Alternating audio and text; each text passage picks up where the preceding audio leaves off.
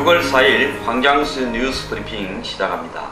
여러분, 여기 화면에 보고 있는 것이 새누리당 홈페이지 시민의견란입니다. 자, 한번 보십시오. 유승민 의원에게 유승민 전후사정 다 알고도 저가 내통한 간신 김우성 유승민 원내대표는 책임지고 사퇴하라. 새누리당에는 사나이는 없고 튀고 싶어 한장하는 인간들만 있냐.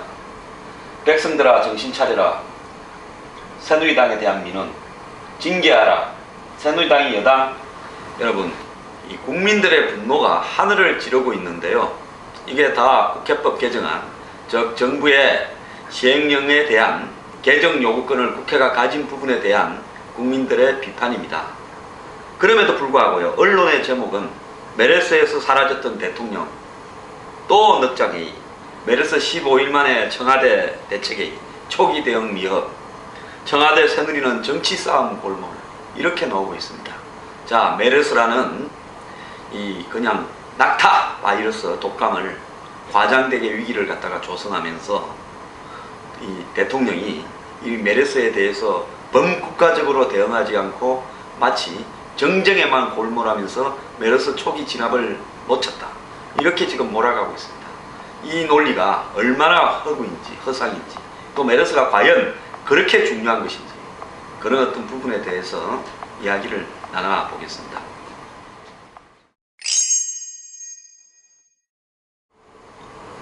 여러분, 제5열이라는 말이 있습니다. 요즘은 잘 안 쓰는데요, 옛날에는 영화 제목으로도 썼습니다. 제5열이라는 것은 평소에는 같은 편인 것처럼 숨어 있다가 위기나 변란이 왔을 때 뒤에서 총을 쏘는 간첩질을 하는 사람들을 제5열이라고 그럽니다. 여러분, 새누리당에 숨어있는 제5열이 일제히 봉기해서 대통령과 청와대 공격에 나섰습니다. 여러분, 오늘 정병국 의원은 이명박 정권 때 장관도 했죠. 당정청 협의를 청와대가 거부한다. 당이 메르스 가지고 협의한다 했죠. 청와대가 뭐 당하고 지금 협의할 정신이 없다라고 거절을 했습니다. 당과 결별하자는 얘기냐고 하면서 청와대에게 협박을 했습니다. 이재호 의원 이번에도 참지 않고 나섰습니다. 저는 새누리당의 분란의 배후에 항상 이재호 의원이 있다고 생각하는데 이제 본색을 드러냈습니다. 메르스는 뒷전이고 정쟁에 몰두한다. 누구 보고 한 이야기냐? 청와대 대통령 보고 한 이야기입니다. 세월호 사건 1년 전에 발생했을 때 했던 행동을 그대로 지금 하고 있다. 즉 초기 대응에 실패하고 허둥지둥하고 있다. 첫 메르스 환자가 죽는 날 청와대는 뭐 했나?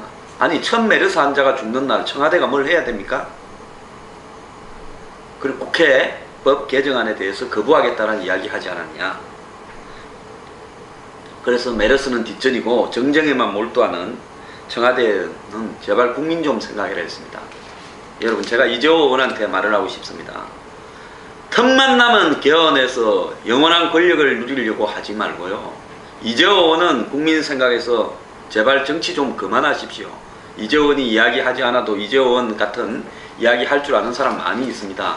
말은 시와 때를 가려서 해야 아무리 옳은 말이라도 진정성이 있습니다.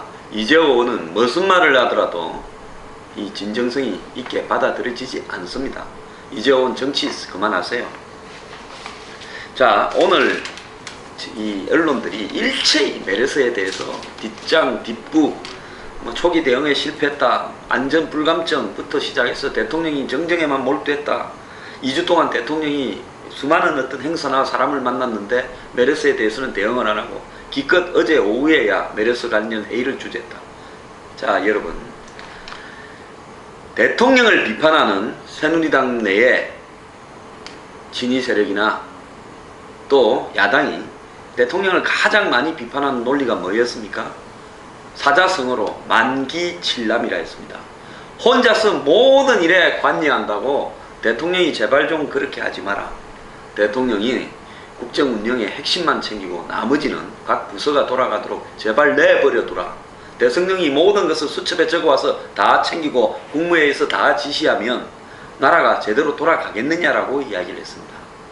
자, 대통령 보고 만기칠남하지 말라고 한 비판 세력들이 이제는 박 대통령을 보고 만기칠남을 해라고 이야기를 하고 있습니다. 여러분, 독감이 번지는데 대통령이 일일이 나서서 독감에 대응하는 모든 시스템과 체계에 대해서 다 지시를 해야 됩니까? 여러분, 미국에는 독감이 번진 적이 없고 홍콩이나 중국에는 번진 적이 없고 일본에는 없습니까?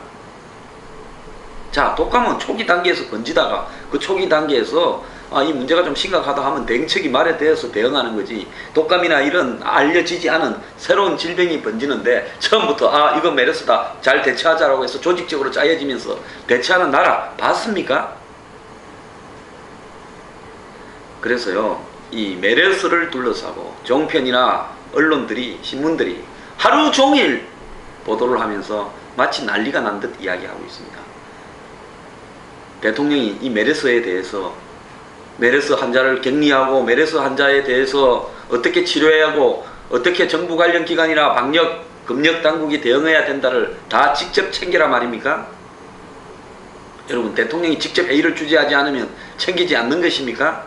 대한민국이 그 정도밖에 안 된다고 생각하십니까?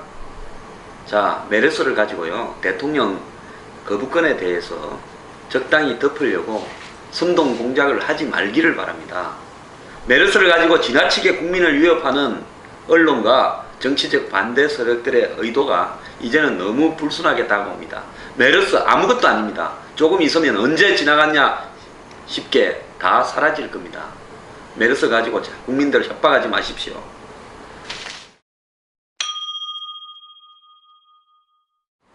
다음은 과장되고 있는 메르스에 대한 이야기를 좀 하겠습니다. 여러분, 메르스도 사스는 조류 독감이고 신종플루는 돼지 독감인 것처럼 메르스도 낙타 독감에 불과합니다. 과거에 사스나 신종플루가 왔을 때 마치 엄청난 전염병이 와서 다들 그냥 곧 병에 감염되어서 큰일이 닥칠 것처럼 호들갑을 떨었지만 다 언제 그러냐는 듯이 지나갔습니다. 뭐 신종플루 때 타미플루 백신을 다 맞아서 다 나았다고 봅니까? 그게 아닙니다. 결국 독감에 불과한 거고요.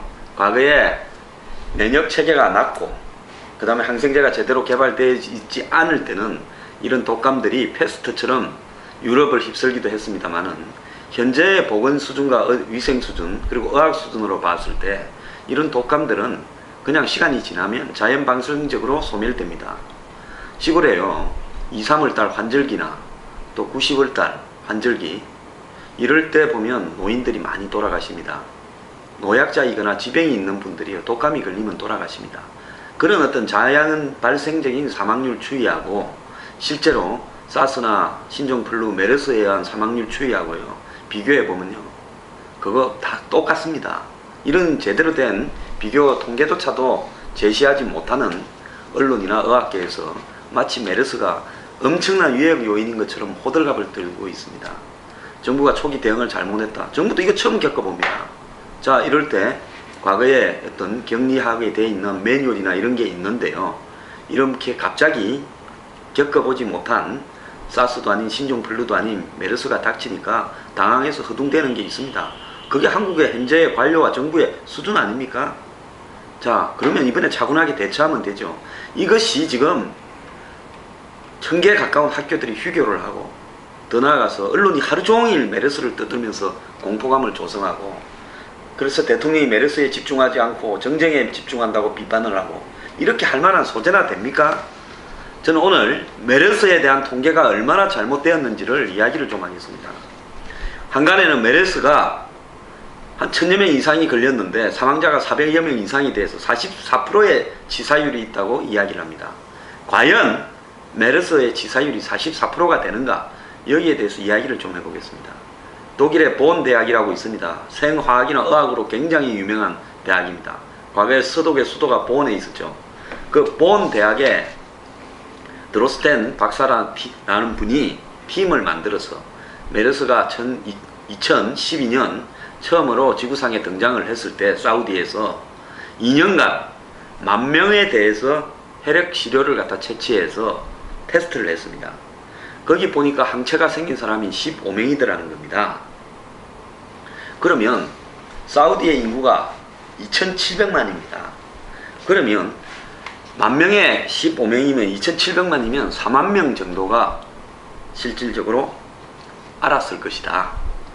그런데 사우디의 현재 환자는 930명이고 그 다음에 그렇다면 4만 명과 930명 사이에는 그야말로 3만 9천 명이 그냥 병 증세를 느끼지도 않고 병원에도 오지도 않고 저절로 지나갔다는 겁니다. 그냥 독감처럼요. 그리고 이제 나머지 한 1000명 중에서 400여 명 이상의 사망자가 생겼던 겁니다. 그래서 이 치사율을 보면 완전히 한번 보십시오. 4만 명 중에서 400명이 죽었다고 하면 얼마입니까? 100분의 1, 1% 아닙니까? 자, 독감이 지나가도요 1%의 치사율이 나올 수도 있습니다. 그렇기 때문에 메르스에 대해서 과장하게 홍보하는 이런 어떤 부분이 시정이 돼야 된다고 보고요. 이번에 돌아가신 두 분도 지병이 있던 분들이었습니다. 노약자 같은 경우에 특히 뭐 신장 질환이 있다라거나 호흡기 체계 질환이 있는 분들 같은 경우에 이 메르스가 위험할 수는 있죠. 하지만은 마치 메르스로 온 나라가 거들날 것처럼 호들갑을 들고 하루 종일 이런 뉴스로 공포감을 조성하는 것은요, 지금 이 관광 수입을 떨어뜨리고 중국 관광객이 안 온다고 그러지 않습니까? 더 나아가서 경제를 갖다가 세월호 사건 때처럼 침체시키는 그런 어떤 부작용이 생기고 있습니다. 가뜩이나 경제도 안 좋은데요. 투가면 경제 이야기하는 언론들이 왜 이 문제에서는 공갈 협박을 해서 경제를 스스로 악화시킵니까? 외국 사람들도 한국 신문 보고 있는데요. 한국 종편 보는데 이렇게 너무 메르스 위기를 과장하지 말기 바랍니다.